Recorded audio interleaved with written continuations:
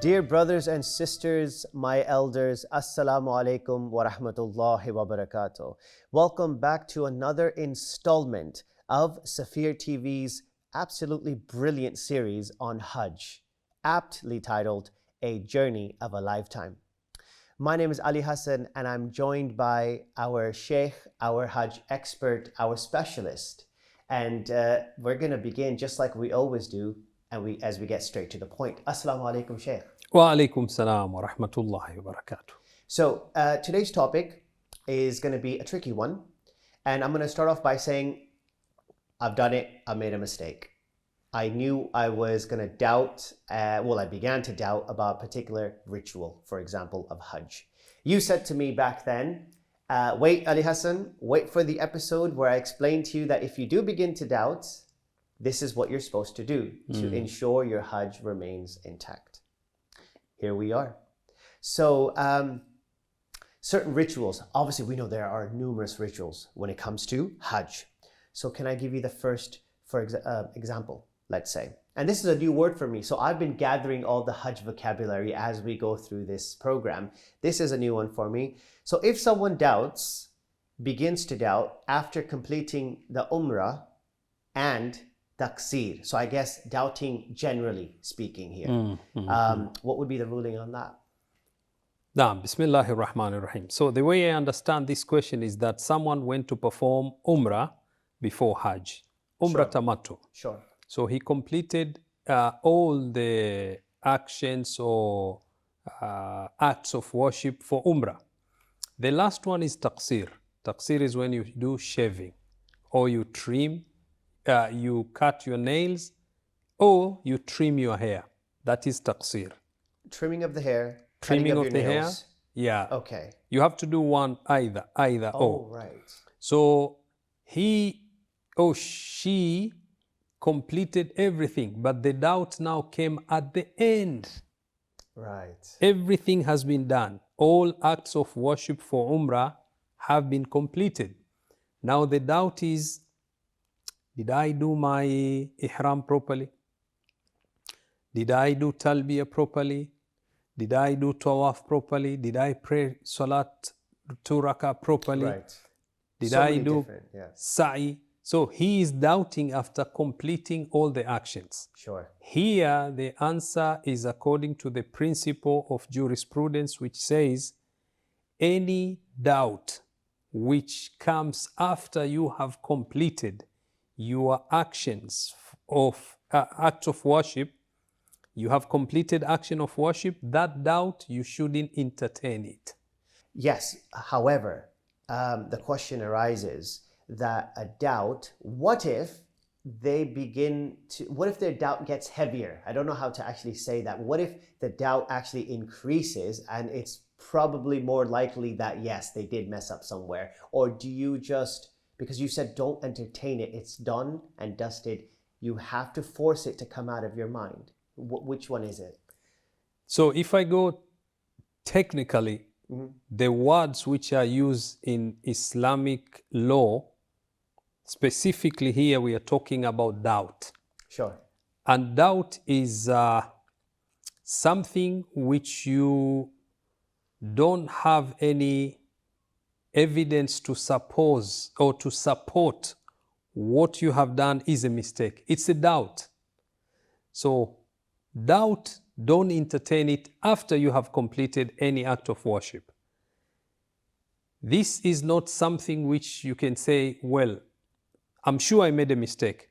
If you made a mistake, you have to correct the mistake. Sure. But this is just a doubt. It's just a doubt. And doubt after completion of any act of worship, don't entertain it as per the principle of jurisprudence. Thank you for that. That's quite clear. So the next question I have for you is, what if someone becomes aware of a fault in one of the rituals, but this happens after they've completed the taqsir and also after they've discarded or removed the ihram as well?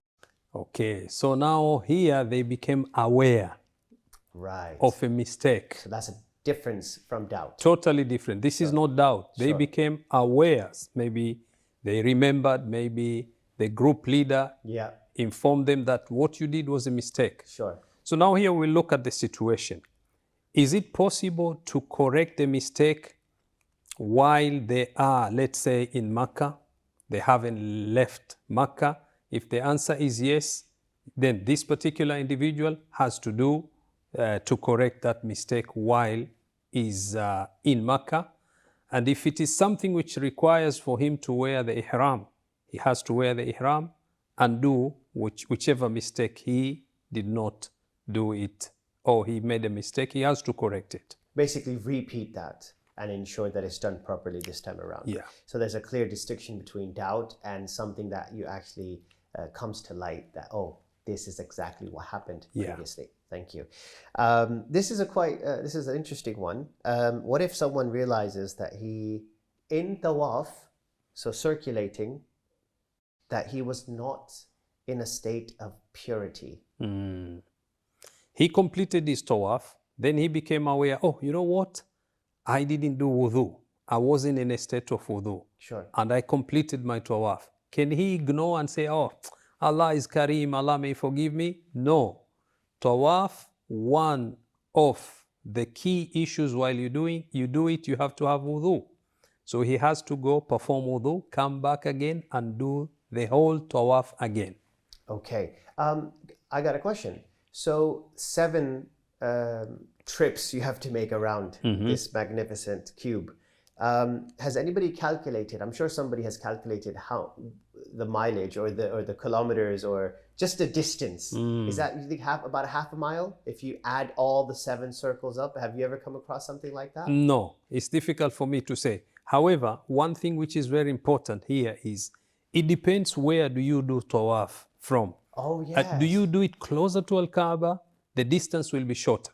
If you're doing tawaf outside, let's say this area here, and you go exactly the same, your tawaf will be longer than the one who is doing tawaf just near Al-Kaaba. Of course, that's a shortcut. Yes. But it's also difficult to get to, I recall you saying. Yeah. Because it's jam-packed and it's like rush hour in that area. Okay. Performing the sa'i, okay, between Safa and Marwa, they perform the sa'i before the tawaf. We know it's after, Yes. but they accidentally, or for whatever reason, they perform the sa'i before the tawaf. Here, the sequence has been broken.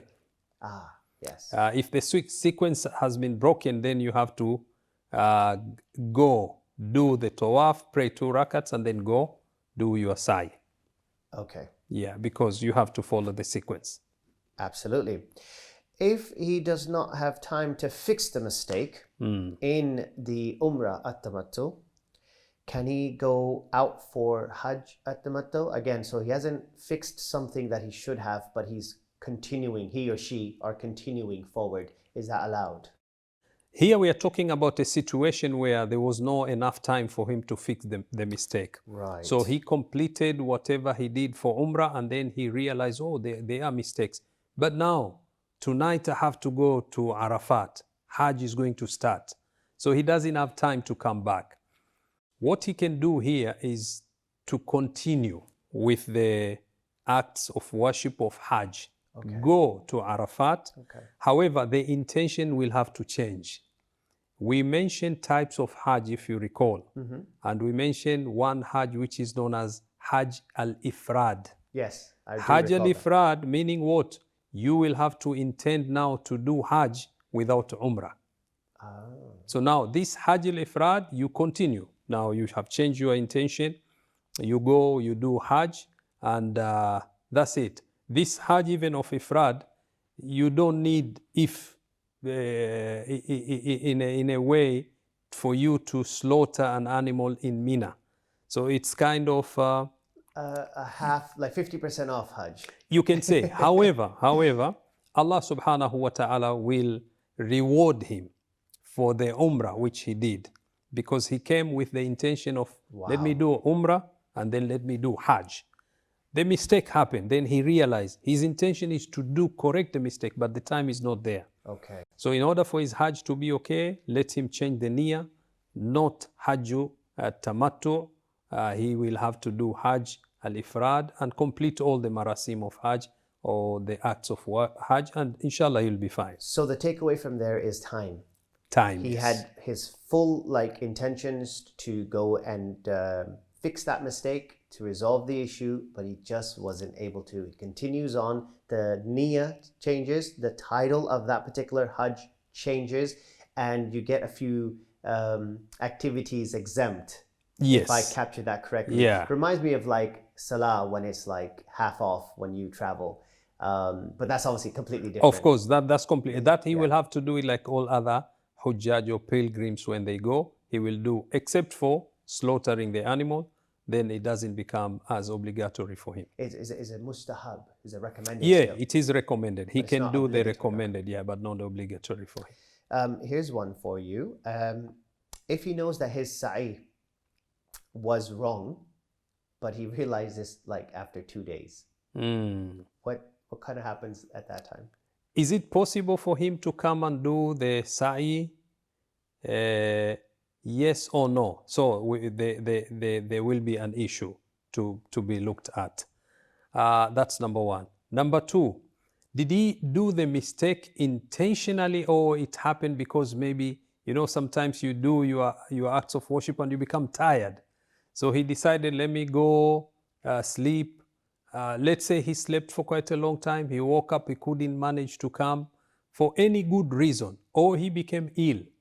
And then he realized that, I haven't done it. So here, he can come and do the sa'i only. Okay, just only that. The sa'i, going between Safa and Marwa 7 times, and then that's it. Last question on this topic. It's time for salah now. Wajib salah, obligatory salah.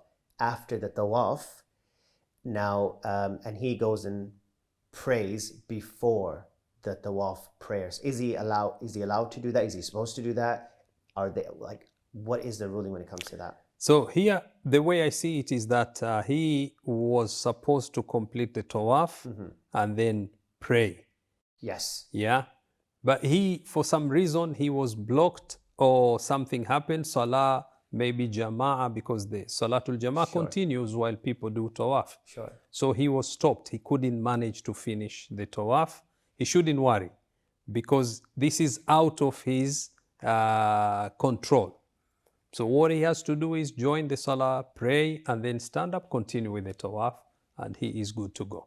Okay, so it's definitely ways out of it. Yes. That's what I've captured. Sheikhna, thank you so much. That's the end of this episode. Ladies and gentlemen, brothers and sisters, we've talked a lot about the mini Hajj, which is what we call Umrah at-Tamattu.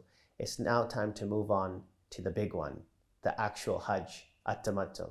Is that correct, Shaykh? Yes. Shaykh is ready. I'm ready. Will you be ready in our next episode? Until we meet again, take care. Assalamu alaikum wa rahmatullahi wa barakatuh.